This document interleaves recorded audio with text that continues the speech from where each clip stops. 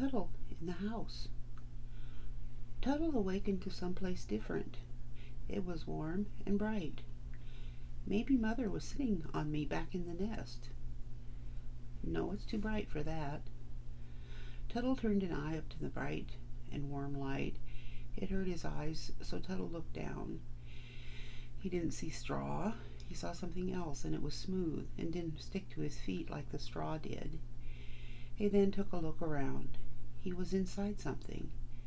It was much bigger than his old shell home, and it was brown and shaped funny. He sniffed and smelled something. He wasn't sure what it was, but the inner voice said, "You're thirsty." He followed that smell to a small dish with something in it he had never seen before. "Drink," said the voice. So he dipped his beak into the liquid, tossed his head back, and began to drink, and drink, and drink. He was so thirsty. He heard a noise, so he cocked his head and looked up, where he saw two faces. "Look, Mama, he's drinking." "Good," said the other. "He'll be all right then. Leave him be for a while. He took a pretty big fall from the barn loft." "Yeah, and chased by that barn cat," said the other voice. Tuttle wasn't sure, but these really big chickens may be his family. They kind of looked like him. They had 2 legs, 2 wings, 2 eyes, a head with a beak in the center. But their eyes were different, and they weren't covered with soft down like he was. Tuttle decided to think about that kind of thing later.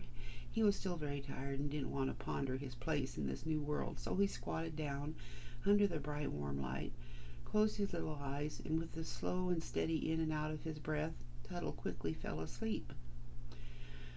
Tuttle dreamed of running, then awoke with a start. Opening his eyes, he looked around. The place was the same as it was when he fell asleep.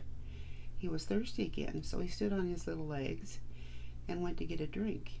As he drank, the inner voice said, "You're hungry." "Okay, but I'm not sure what to do." So he peeped and peeped, then listened.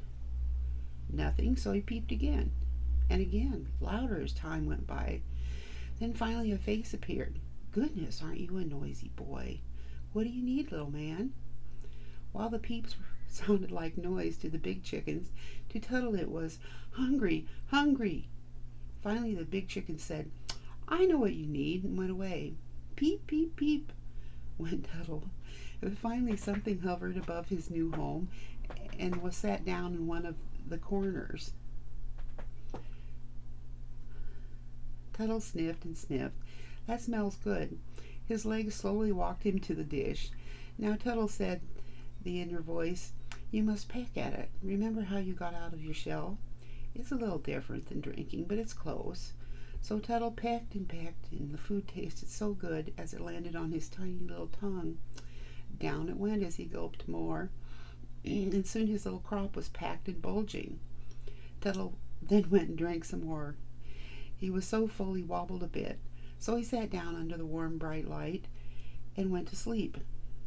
Tuttle dreamed of falling again and being chased, but not for long, as the inner voice sang a song of grass, sun, and sky. It told him tales of being a chicken and a rooster. Tuttle slept, dreamed, and began to grow as the warm light shone down on him. This is the 3rd in the Tuttle series.